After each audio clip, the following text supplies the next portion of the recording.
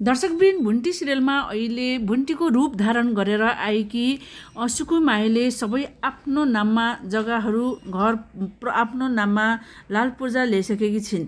दर्शकवृन्द, आफ्नो नाममा लाल पूर्जा ल्याइसकेको र लाल पूर्जा हल्लाउँदै आएको देखेपछि यता भूपेन्द्रको परिवारहरू सबै छाङ्गाबाट झरेका छन्।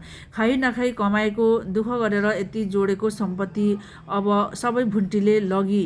अब हामी के गर्ने भनेर उनीहरू एकदम निराशमा छन्।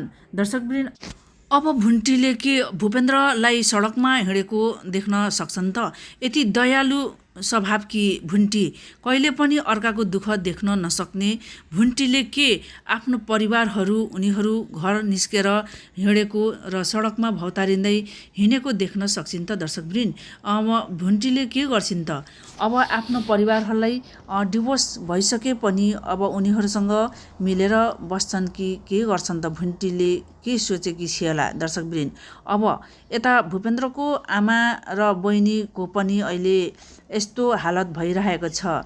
आफ्नो छोरीलाई बिहे गरेर झैँ दिएको छोरी कति खुसी छे भनेर आमाले सोचिरहेको छ भने यता बहिनी चाहिँ यति धेरै दुःख पाइरहेको छ। आमाजु र श्रीमानले यति धेरै यातना दिइरहेको छ। त्यो भूपेन्द्रको परिवारमा कसैलाई थाहा छैन।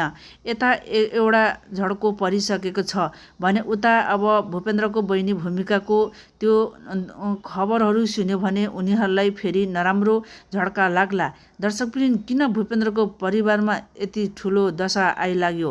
अब के हुन्छ त? भएको सम्पत्ति पनि अब भुन्टीले लगिसक्यो र घरमा भएको एउटा लक्ष्मी छोरी पनि परै घर पठाएको उसले पनि कष्ट सहनु परिरहेको छ र यता दाजुभाइको पनि अब राम्रो मेलमिलाप भइरहेको छैन। त्यही सम्पत्तिमा दिनरात झगडा भइरहेको थियो। भएको सम्पत्ति पनि सबै अब धित्तो राखेर यता छोरीको बिहे गरेर पठाएको थियो। अब भूपेन्द्रको बाबालाई पनि ठुलो दशा लाग्यो।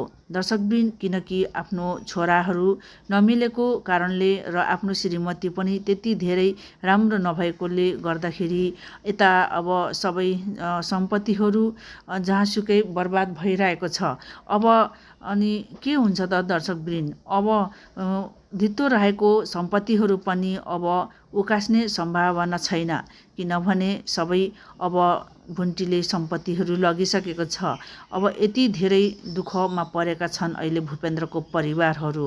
दर्शकवृन्द, अब के भुन्टीले अब सदाको लागि आफ्नो नाममा पारिसकेको सम्पत्ति लिएर हिँड्छिन् कि अब के गर्छिन्? आफ्नो ससुरा र जेठाजुलाई त धेरै उसले माया गरेका छन्। अब के हुन्छ त? यो हेर्नको लागि अर्को एपिसोड हेर्नुपर्ने हुन्छ। हस् त, धन्यवाद।